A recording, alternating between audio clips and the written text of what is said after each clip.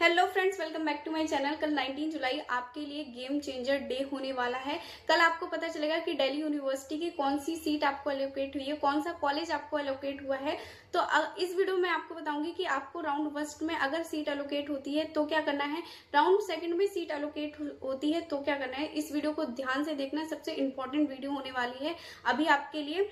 तो अगर आपको राउंड फर्स्ट में सीट एलोकेट होती है तो क्या करना है, सबसे पहले आपको अभी जो फ्रेज 1 व्यू का और फ्रेज 2 व्यू का ऑप्शन दिख रहा है, ये सारे व्यू के ऑप्शन आपके हट जाएंगे। आपके डैशबोर्ड पे एक नया व्यू का ऑप्शन आएगा जिसमें आपको एलोकेटेड, अगर आपको सीट एलोकेट हुई है तो आप वहां पे एलोकेटेड लिख के आएगा। आपको वहां पे कोर्स का नाम, कॉलेज का नाम और कौन सी प्रेफरेंस का आपको कॉलेज एलोकेट हुआ है वो लिख कर आएगा। उसके बाद 3 सबसे इंपॉर्टेंट स्टेप्स हैं जो आपको फॉलो करने हैं, जो आपको करने हैं। सबसे पहले सीट एक्सेप्ट का, आपको जो कॉलेज मिला है आपको उसको एक्सेप्ट करना है, चाहे आपको वो कॉलेज पसंद हो, नहीं पसंद हो, चाहिए नहीं चाहिए। अगर आप दिल्ली यूनिवर्सिटी में पढ़ना चाहते हैं तो सबसे पहले आपको उसको एक्सेप्ट कर लेना है। एक्सेप्ट के बाद सबसे दूसरा इंपॉर्टेंट आता है डॉक्यूमेंट वेरिफिकेशन। डॉक्यूमेंट वेरिफिकेशन में आपको क्या करना है, वैसे तो दिल्ली यूनिवर्सिटी आपके डॉक्यूमेंट खुद ही वेरीफाई करेगा। आपको डॉक्यूमेंट वेरिफिकेशन जब तक आपका हो रहा है सीट एक्सेप्ट के बाद, आपको बार बार क्वेरी के सेक्शन में जाके अपनी क्वेरी चेक करनी है कि कहीं दिल्ली यूनिवर्सिटी आपके डॉक्यूमेंट को लेकर आपसे कोई क्वेश्चन तो नहीं पूछ रहा।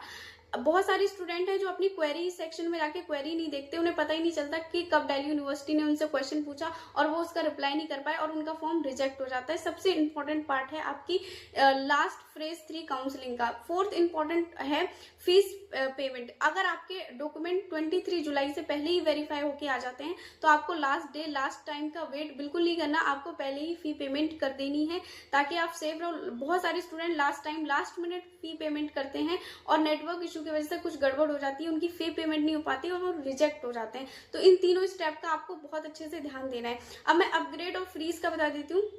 देखो, फ्रीज क्या होता है, जो अभी आपको सीट मिली है, आप अगर फ्रीज पे क्लिक करते हैं तो इसका मतलब है कि आप ये चाहते हैं कि आपको कोई और कोर्स नहीं चाहिए, कोई और कॉलेज नहीं चाहिए, अभी आपको जो मिला है वो उसमें ही आप खुश हैं। अब आप सीधे दिल्ली यूनिवर्सिटी में पढ़ने जाना चाहते हैं इसी कॉलेज में। अपग्रेड का क्या मतलब होता है, अभी जो आपको सीट मिली है आप चाहते हैं उससे ऊपर की प्रेफरेंस की, अगर उसमें कोई भी सीट खाली हो तो मुझे मिल जाए। मैं चाहता हूँ कि मुझे अभी जो सीट मिली है उससे ऊपर की कोई सीट मिले, मुझे उससे ऊपर का कोई कॉलेज मिले, इसीलिए अपग्रेड का बटन दबाया जाता है। आई होप आप समझ गए होंगे। और इसमें सबसे इंपॉर्टेंट बात, जिसे राउंड फर्स्ट में सीट एलोकेट नहीं हुई तो वो टेंशन मतलब उसे राउंड 2 में सीट एलोकेट होगी।